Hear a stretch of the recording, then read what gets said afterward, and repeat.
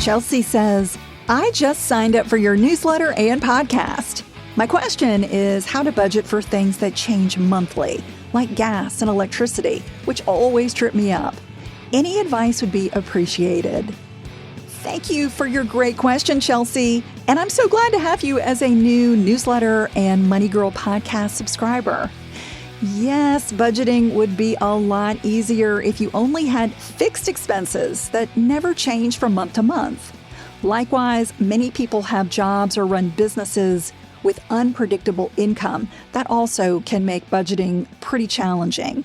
But this podcast will answer your question with some strategies for budgeting and managing money in the best way possible, even with irregular expenses and variable income. Hey everyone, thanks for joining me this week. I'm Laura Adams, a personal finance expert who's been hosting Money Girl since 2008 with over 42 million downloads. I'm also the founder of The Money Stack, a weekly newsletter that Chelsea mentioned. That newsletter is all about helping you build your bank account and living rich on your terms. I also work as a financial writer, speaker, and on-camera spokesperson. As always, you can reach me using my contact page at lauradadams.com. That's also where you can learn more about my newsletter, books, and money courses. Again, go to lauradadams.com to sign up for The Money Stack. And if you've got a money question or an idea for a show topic, I'd love to hear it. You can call 302-364-0308 and leave me a message.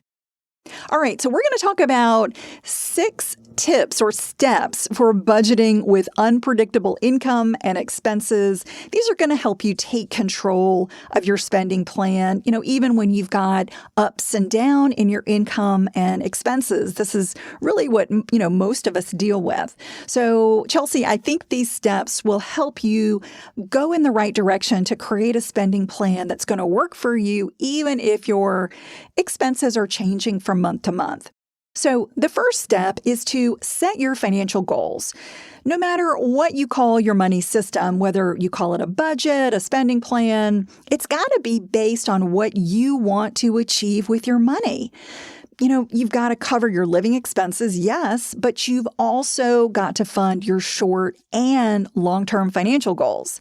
Whether you want to retire a multimillionaire, buy a beach house, be debt-free by a certain age, whatever it is, you've got to build that into your money system. The reason is time passes so quickly. So if you're not making steady, slow progress toward your goals, they just aren't likely to happen. And an excellent way to get started setting your financial goals is to download my free financial planning workbook and just set aside 30 minutes to complete it. By the way, it is a free gift when you subscribe to The Money Stack, my weekly newsletter. You're going to automatically get it. If you have a spouse or a partner who shares your financial life or goals, I would encourage you to review the workbook together. It's going to prompt you to ask important questions and really, think about the answers as thoughtfully as possible so that you can set the right financial goals and then incorporate them into your spending plan. If you're not sure what your financial goals or your money vision for your life should be, I'll suggest a few here for you. One is to build a minimum emergency fund of $1,000. So if you haven't started building your emergency money, that's a really, really important goal to set. You should save at least 10% of your gross income for retirement. You might want to max out a Roth IRA annually. You could open and max out an HSA annually. That's a health savings account if you qualify for one. Or you might want to pay off your highest interest debt. These are all great ideas, just depending on your situation. And of course, adding dates for when you want to achieve each of your financial goals really helps guide your budget. For instance, let's say you want at least $1,000 in emergency savings within the next year. You could save $85 per month. That would give you a total of $1,020 by the end of the year. Maybe you want to max out an IRA for 2024. That would mean contributing $7,000. Or you could break it down into $580 per month. Okay, so once you've set your goals, the second step is to figure your budget baseline. So before you can create a realistic budget, you've got to know your baseline living expenses. So start by collecting at least the past 3 months of your financial transactions. Having several months of data at your fingertips is going to make it a lot easier to see your fixed and variable expenses. And these are going to be your necessary expenses. So these are, the things that you just can't live without. And you might jot them down on paper. You could enter them into a computer spreadsheet.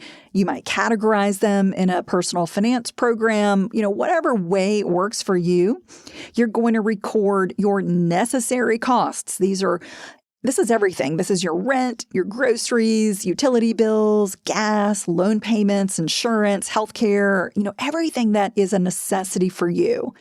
And since some of these are going to be different from month to month or not even paid regularly every month, you're going to need to create an estimated monthly average.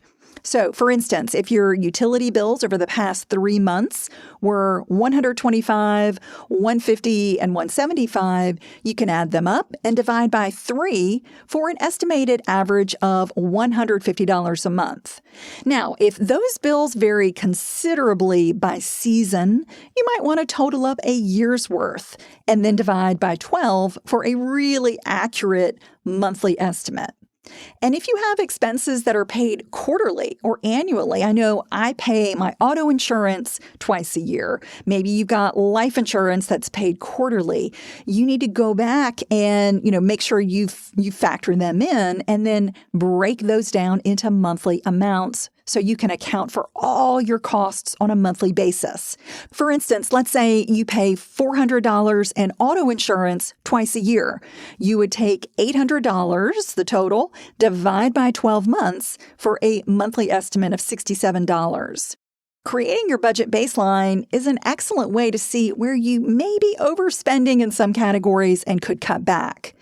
Constantly reconsider what is a necessity in your financial life and where can you cut back? What expenses could you really live without? Okay, the third step is to add in your financial goals.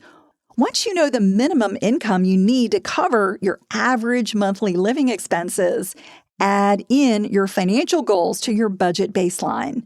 While your goals are things that are not necessary for short-term survival, like food and housing, they are critical for your long-term security and happiness, so you can't forget them.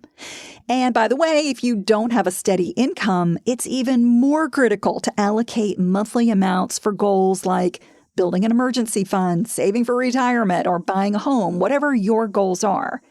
If you don't add these into your budget baseline, it's really easy to fritter away any extra money and never get ahead financially. So I want you to make a commitment to your future self right now by incorporating your financial goals into your baseline spending plan. At a minimum, I recommend saving 5% of your estimated gross income for emergencies and investing at least 10% in a tax-advantaged retirement account. You want to consider those goals as expenses that you owe yourself monthly. This is the idea of paying yourself first. And by the way, if you're self-employed, don't forget to include taxes into your baseline expenses. In general, you have to pay estimated quarterly taxes throughout the year. And if you're unsure how much you'll earn, you can estimate based on what you earned last year. A good rule of thumb is to set aside 25% to maybe up to 30% of your self-employment income for taxes. All right, the fourth step is to identify your discretionary expenses. Once you've laid out your baseline living expenses, including your goals and any self-employment taxes, everything else in your budget is discretionary. Now, I know it may feel like you can't live without cable TV or dining out, but these are not critical for your short or long-term survival. If you're struggling to save money right now or pay off credit cards, you likely have discretionary expenses that should be reduced or even eliminated. While you can also cut necessary baseline costs like housing and vehicles, they're typically more difficult to reduce than discretionary expenses. But if you can reduce them, in a lot of cases, you have the biggest opportunity for cost cuts. Remember that the purpose of budgeting is to use your financial data to make better decisions and to make positive changes going forward. You can't change what you don't measure in your financial life. So that's why having a budget or a spending plan is so important. All right, step number 5 is to create an ultra-conservative budget.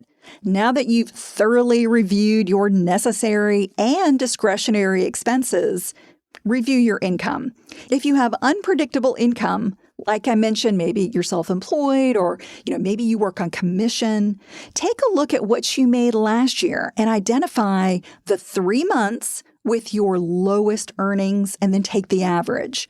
For example, let's say your lowest 3 months of income gave you $3,000, $4,000, and $5,000. You would add them up and divide by 3 months for an average of $4,000. If your monthly expenses exceed $4,000, it is time to radically cut your living expenses, your discretionary expenses, or both. It's your job to ensure that you create a solid plan to never spend more than your low-end average income. Budgeting with the low end of variable income doesn't guarantee that you won't have some challenging months, but it does reduce the likelihood that you'll come up short. And when you earn more than your low range, you're going to have a nice financial cushion. And the last step, number 6, is to set up a holding account. So the secret weapon for sticking to a budget when you have variable income is using a holding account. That's where your income should go until you transfer it to another account. In other words, it's like a secondary checking account that's linked to your other accounts. It's usually linked to your primary checking, maybe also to your savings and your retirement accounts. So the way to smooth out your finances when you've got irregular income is to pay yourself a set amount from your holding account regularly. You want to transfer no more than your low-end average income into your primary checking account. For instance, you could transfer it all on the first of the month, or maybe you spread it out and you transfer half on the first and half on the 15th of the month. Then, once you've got that money in your primary checking, you can pay your expenses, including your financial goals, according to the budget you set up. So using my previous income example, let's say you make $5,000 one month and you put it into your holding account. Because your low-end amount was $4,000, you would only transfer $4,000 into your checking account, and that leftover $1,000 would remain in your holding account. It would be there as a cushion that you only tap if your income dips below $4,000 one month. I would recommend that you make a goal to build up at least 2 months of your high-end average income as a reserve in your holding account. For instance, if the average of your 3 highest earning months from the previous year is $6,000, you might slowly build up your holding account to $12,000. This strategy will allow you to pay yourself a consistent monthly amount instead of struggling with variable income from month to month. You allow the good months to balance out the bad months. Plus, you'll accumulate a nice surplus over time. Will this strategy be easy? Probably not. You're going to have to adjust your spending until the amount you pay yourself covers your living expenses, your financial goals, and your discretionary expenses. Budgeting with irregular costs and income is an ongoing process, but it's something that most of us have to deal with. So be patient and experiment with different methods. You might want to try different apps or different budgeting programs until you find a system that you really resonate with, a system that really helps keep you on track. Life always throws us financial curveballs, so building an emergency fund is essential for managing unexpected expenses without derailing your spending plan. If you struggle to build up cash in your holding account, you may need to get a second job or even do seasonal work until you can get ahead financially, and get a cushion in there. Don't count on racking up credit card debt while you get your money system in place. If you follow the steps that I've outlined in this show, you should be able to continue chipping away at debt as you go. No matter what financial goals and dreams you set your sights on, accomplishing them can be as easy as creating a consistent money system that you stick to. Focus on doing the most important things first and just sticking to regular good money habits. No matter how small the accomplishment, any small accomplishment is an accomplishment. It is progress. And any sacrifices that you have to make now to get this system in place is going to be well worth it when you finally take control of your cash flow. You build wealth and achieve your financial goals. Chelsea, I hope this has been helpful for giving you some direction to set up your spending plan even when your expenses are changing from month to month. If you're enjoying Money Girl, take a moment to let us know you're getting value from each weekly episode by submitting a quick rating and review in the app where you're listening. That's all for now. I'll talk to you next week. Until then, here's to living a richer life. Money Girl is a quick and dirty tips podcast. I want to thank our terrific team. Steve Rickyberg audio engineers the show. Brandon Gachis is our director of podcast. Holly Hutchins is our digital operations specialist. Morgan Christensen is our advertising operations specialist. Davina Tomlin is our marketing and publicity associate. And Nathaniel Hoops is our marketing contractor.